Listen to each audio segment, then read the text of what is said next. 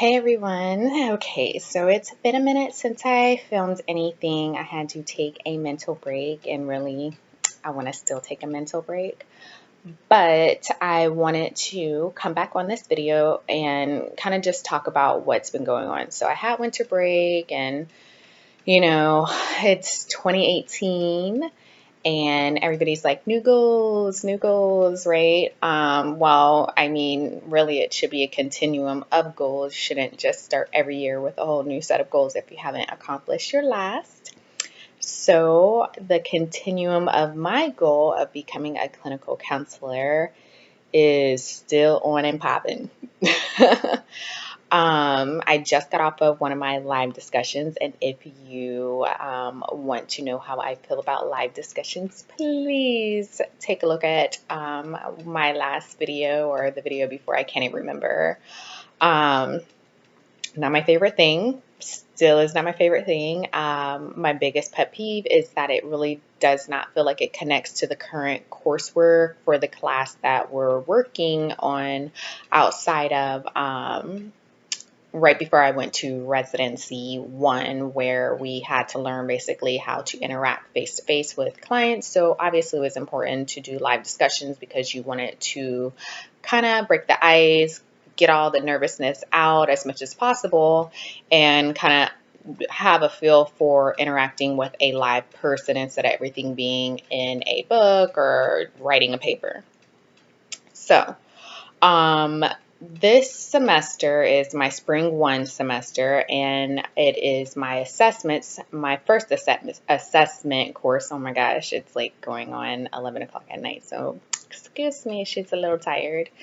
And so basically what it is it's a class that is two huge books, two volume books, on assessments. So it has assessments for children, it has assessments for teenagers, adults, people that belong to the LGBTQ community, people that are caregivers that take care of elderly people. There's a plethora of assessments that are in these books that we have, and I'll put the name of the books at the bottom in the comment section, or maybe in the description. Hopefully I remember once I post this video. So if I don't, please put in the comment section, hey, you forgot to put that, but I will try to remember once I upload this to YouTube.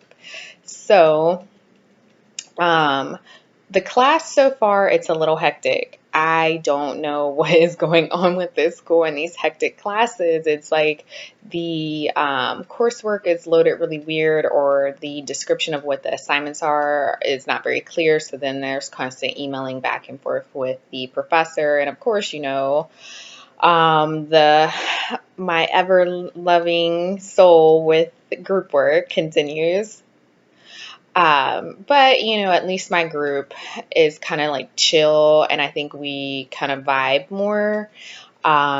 So for me, the group is not necessarily a horrible thing. Like past groups, also check another video for that, because yeah, I'm sure we've all had group situations where we're like, okay, absolutely not. This person tried me. I'm not trying to get kicked out of this school. But, we grow, we learn, we move forward, and then we don't make those mistakes again, like picking them for groups. So, I would have to say currently, since I've never had to do assessments. Well, I've had to do assessments. Let me take it back. I've had to do personal assessments. I've had to do job assessments. I've had to do career-oriented assessments. If you know anything about the history of counseling, it initially started out outside of the psychiatric form of the clinical counseling role. Counseling itself really started out as a way for people to kind of figure out what their job and like their career paths were going to be.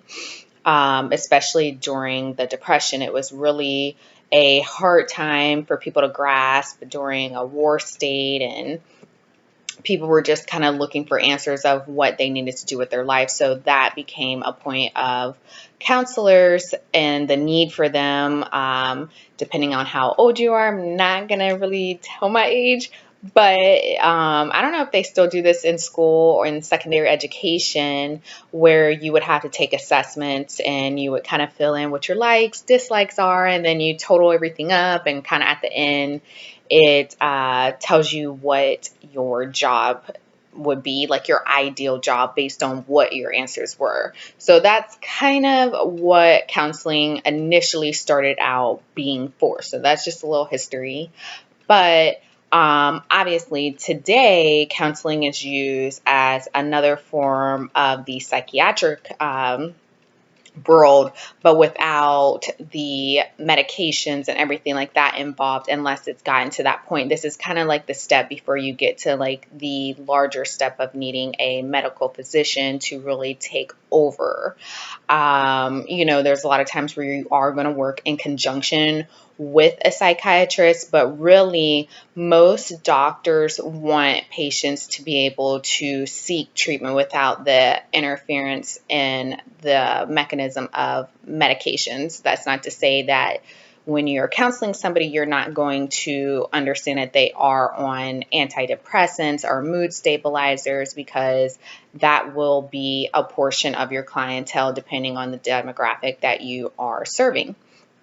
So the assessments really are great in this book. It really talks about different assessments that you can take based on your client's needs. Say you have a client that comes in, like for our group project, I'll just use this example. We decided the demographic that we were going to do for our agency were homeless, LGBTQ, young adolescents. So some of the assessments that I found were assessments that talked about, trauma, early childhood trauma, because a lot of times when you have people that have children that have run away from home, chances are it's because of their traumatic experience that they suffered earlier on, or something that just occurred that has pushed them out of their home and out of the environment that they no longer feel is safe for them to be in.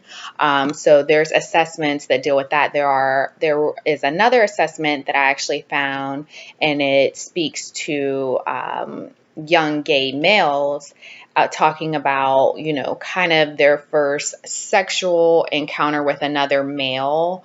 It really talks about whether that experience was something that they wanted, didn't want, had they ever been the aggressor themselves, because a lot of times what we have to understand is that you're not always going to have the client that has been on the side of being the victim. Sometimes they are the perpetrator, and that is hard for not only the client to discuss, but it's also uncomfortable for the counselor, because a lot of the times we're in this position and we are dealing with the perfect victim, I guess I should say, the person that is viewed as it's okay to look at them as the victim, but really we don't look at the perpetrator as somebody that's in a weakened state that needs help. But in this field, you really can't take that biased position. You really have to look at every side of the coin, so to speak, and treat people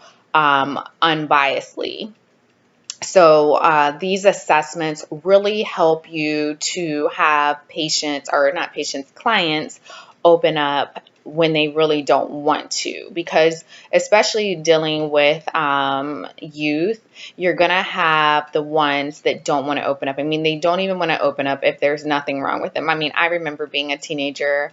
I'm not going to say how long ago that was, but your parents would ask, how was your day? And a lot of times you just be like, oh, fine, and that's really not an answer. But when you're younger, you just are kind of like, you're in your own mind. You don't want to be bothered. At least that's how I was. I was just kind of like, I'm fine. Like, next. So, these assessments allow clients to open up without actually verbalizing what's going on in their mind immediately, because you will have those oppositional clients that just refuse to speak to you. So assessments really will be great. Now, you don't want to overdo giving assessments to somebody, because you don't want somebody to feel like, okay, you just really want to have my whole life on a piece of paper, chart it, graph it, dot plot it, and kind of go from there and go, okay, so I read your test scores, and this is what you are, and we're going to work on this based off of that you answer. No, you do not want to do that, because it kind of corners a person and makes them only address what's on an assessment. The assessments are really kind of like a starting point, especially for some of those clients that might come into your office and they're just kind of all over the place. You're like, whoa, hold on.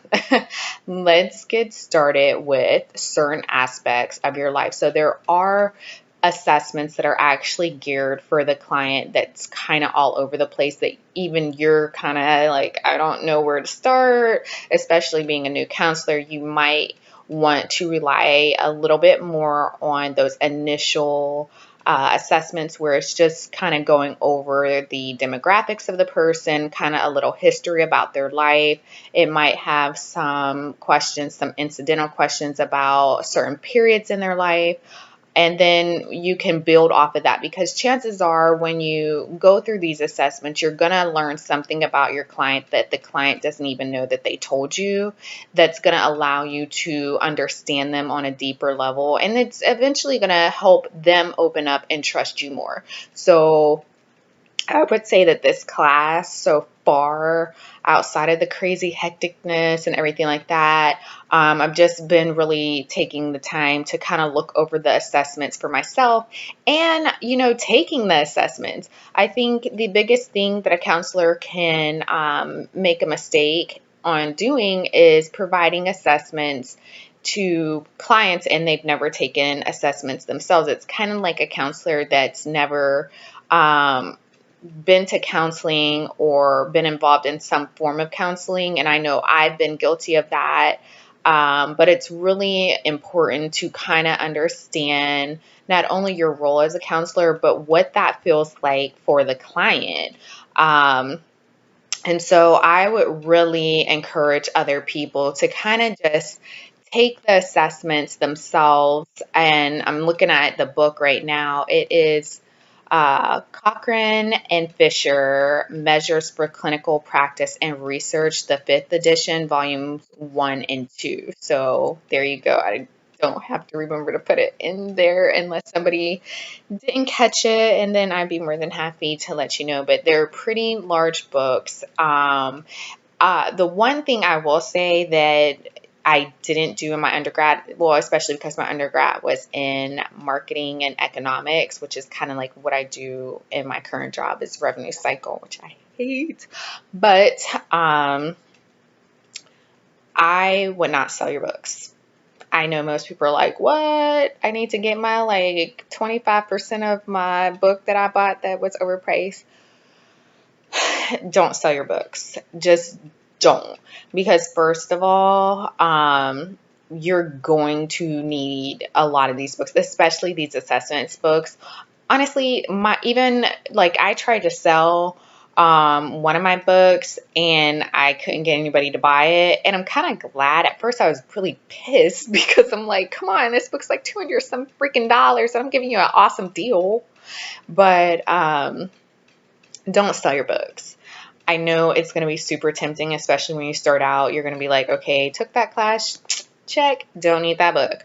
But as you progress through this experience, you're going to be like, you know what? I'm going to need that. Like my lifespan book. I was like, okay, I can Google it. I mean, do you really want to do that? No. And, on a whole nother level, you're obviously going to want your office to be lined with educational books that you can reference. You don't always want to be the person that's like on a laptop trying to Google something, because really you can't really trust what's on the internet unless it's a scholarly resource, as we all know. But sometimes those are not really easy to quick reference right away. But if you have your books, you kind of should know what's in each of them. And that way it's a quick reference to really understand what are the things you need to improve on? What are some of the things you need to refresh your mind on?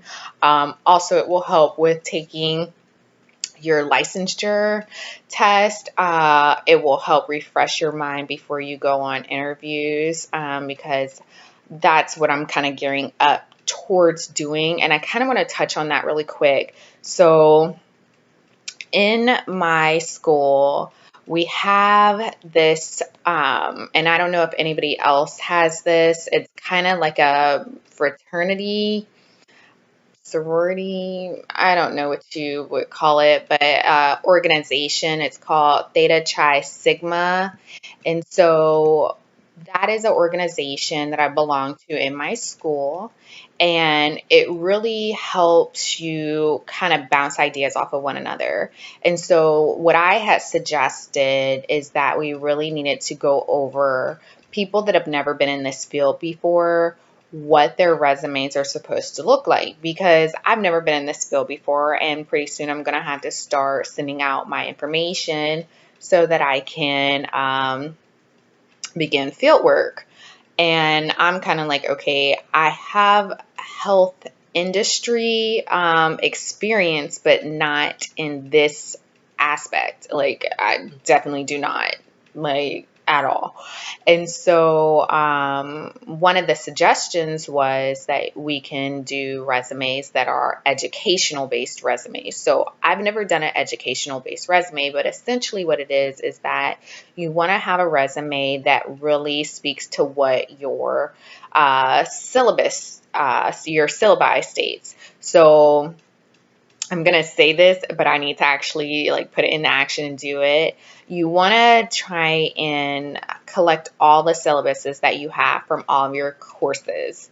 And you want to take some of the key things that are listed and kind of list that as your educational experience. You want your work experience to be at the bottom. You know how usually you might have like all your work experience at the top and then a small blurb at the bottom of your education, or on my resume, actually I have my education up top, and then the mass majority that takes over my whole resume is my work experience. But on this instance, it's going to have to be flipped. So I'm going to have my educational experience and the skills that I've learned take over a majority, about 90% of my resume, and then leave that 10% to have, what my educational background is or what my work experience is. So then that way they know, okay, we know you have school experience, but we also know, hey, you know how to work in the professional world too, because that is still important. So I just kind of wanted to touch on that for anybody that's kind of like, okay, I've never done this before. I'm not sure what to do, because I was there, I'm still there, but I thought I'd kind of put that information out there just in case anybody's trying to figure out how their resume should look. You might want to look up educational resumes and really start downloading your syllabuses, because not only will you need it to kind of do the resume portion, but you will also need it just in case, say the state that you're in, you take your licensure and everything like that, and then they're questioning whether your school actually provided the criteria that you need in order to take your licensure in your state. You're going to want to be able to provide proof that your education meets the standards of your state. Now, let's say you move to another state and they're not going to accept your credentials, and say you had to take your license test again, because some states, they have tests broken up by if you're going to be identified as a licensed counselor or a licensed mental health counselor. So with each different title, there's some states where you have to take one test versus another test, and then there's some states, unfortunately, where you have to take both tests. So you really want to be able to have your documentation in order. I know the director of this school that I go to of this program, she was stating that at one point she had to provide proof, because after I think it was like 10 years or something like that, her license was expiring and she had to get it renewed. But because it was so long ago, she had to provide proof of certain courses that she took, which, that can be really frustrating because you're like, okay, I've been practicing for 10 years. You cannot be serious. Like, so all of a sudden, but you have to think of it like this, like states are continuously changing everything, not just on licensure, but just everything in general. And so you want to make sure that if something changes with your state requirements when you go to renew your license, that not having your syllabus isn't something that's stopping you from proceeding on to get re-credentialed. So that's kind of just my little FYI, because I received the FYI because I would have never even thought to do that. But I'm definitely going to make sure I do that. And you might want to try and like email it and put it in a folder in an email, because we know things happen with computers. We know that in this day and age, most people are not going to just like print out every single piece of paper. And so you want to make sure that it's something that's accessible, that you can pull up whenever you need. I would say put it on a drive, but if you're anything like me, I have drives, I can't even find them. Like, I don't know. They're just so little, and I'm like, where is that? And then when I find one, I'm like, I click in it, and I'm like, what was this? Why did I even feel like saving that? But that's just kind of FYI. I just wanted to kind of give an update, and since it is a life update. Okay, so I wanted to tell you guys I am doing this every other day fasting. So today was one of my fast days. So what I do is first of all, it's kind of like a lifestyle change. First of all, I'm not like a huge eater, but when I eat, like, I love food. But what you do, I think they call it like a 5-2 diet or something. I don't even know what it's called, but pretty much it's just like fasting every 24 hours, and you really don't feel hungry. It's not like a religious fast or anything like that. It's just more so to kind of like get my mind together and my body together, and just kind of like detox and recenter myself, because I have a lot of things going on right now, and I'm just kind of like, my brain is just all over the place. So sorry if this video is all over the place. That's how my brain is right now. So, it is usually what I do is I will fast all day. Then I'll break my fast at 8 o'clock. And I know, oh, you're not supposed to eat past 7 o'clock, blah, blah, like whatever. My body doesn't operate on that type of clock. And most people's body will operate however you are, your individual. So it's not going to operate just on 8 o'clock. Especially when you're resetting your body to perform the way you want.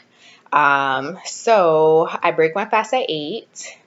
And what I do is the next day I eat within my caloric guidelines. I don't calorie count while I'm doing this, which I have been an avid calorie counter all my life. I might even do a video where I kind of talk about my own struggles with eating, because I think, especially as an African American female, it's not something that really gets addressed. And it's not that I'm going to go like so in depth, but I think that it's something that kind of gets pushed under the rug, like we're not supposed to have that issue or something. But the fasting diet, I will eat from 8 o'clock on that one evening to 8 o'clock the next evening. And it's not like a binge eating or anything like that, because you don't want to exert or you don't want to eat past your caloric intake, because it's kind of like if you do that, then essentially you really didn't fast the day before. You're pretty much just making up for all the food you didn't eat. So like, let's say your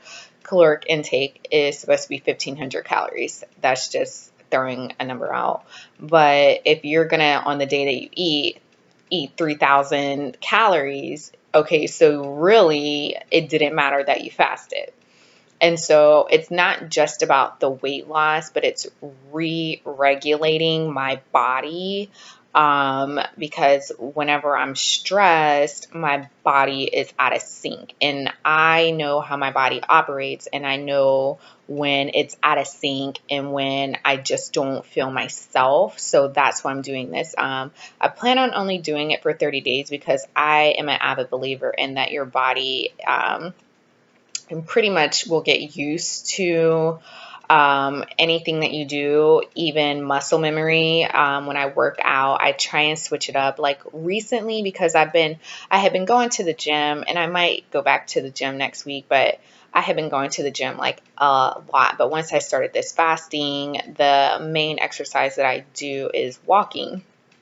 So, which is really great because I live in Florida, so I'll just go by the ocean and kind of walk or do like beach exercises or something like that. Like it's too cold to be like all out in a bathing suit. So, it's still like January 2018. And so it's cold. But, doing long walks on average, I'll try and do like maybe 3 miles if I'm doing it during the work week. But on the weekend, I might try and do like 6 to 7 miles in a one day, and try and continuously do that. Now, I won't do any type of workout while I'm actually on a fasting day because I don't want to exert energy I don't have. So keep that in mind if you do look up this diet. Or I hate to call it a diet because I really am not a huge eater. So for me, it's not really like a big deal. But I know for some people that are really like foodies and they just gotta eat, and they're a strong believer in that you need 6 small meals a day, which I've never done ever in my entire life because I'm like, food is kind of like it gets boring. Like I just don't even want to chew 6 times unless it's gum, and even then I'm like, okay. But I would just look it up if you guys are on that 2018 new me type stuff. That's not why I did it. I don't know. I think I just was kind of like, oh, this looks interesting. Let me try it, which is kind of how I do a lot of stuff.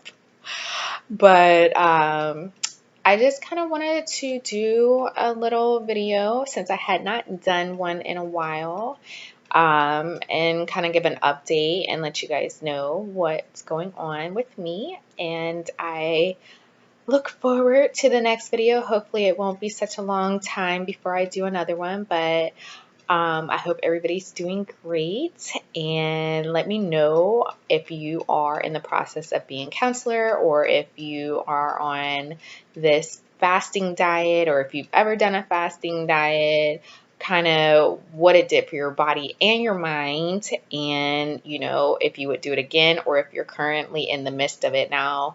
I'm in the midst of it, and I'll say this and then I'm be done, but I am a vegetarian. I've been a vegetarian for over a year, and I can't even imagine eating meat. Like, honestly, my body at this point is even rejecting any dairy, which is sad because I love cheese.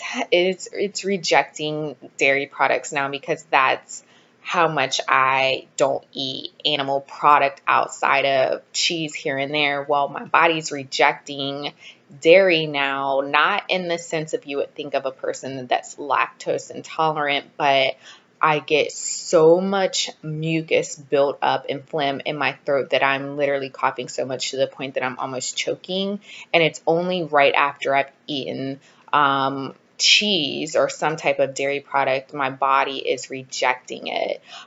So, I'm not going to say I'm going to turn into a vegan because I like honey in my tea. And I just don't think that I can really like task my brain to be like, oh, that's an product from an animal doing this or doing that. I don't know. I maybe I'll have to look more into it, but for me, it just seems like, okay, I'm already a vegetarian, which I really love. Never been a big meat eater. So let me know if you guys are vegetarians, and if you are, did your body start rejecting certain foods? Because I'm really upset that my body is literally fighting me on cheese. Like, what is that? I know it's not good for you, but can a chick have some cheese every once in a while? Like, how am I going to eat mac and cheese? The heck? But anyways, guys, I hope you enjoyed the video. I know it's probably long-winded, but since I had not done an update, I kind of wanted to come back, let you know what I was doing, because I think my last video, I was like, I totally snapped out. Yeah, I'm pretty sure. And I don't regret it either, because that was real. It's still real. But I hope to hear some information from you guys in the comment section. Like and subscribe, comment, share the video. Let me know what you think, and see you next time. Bye.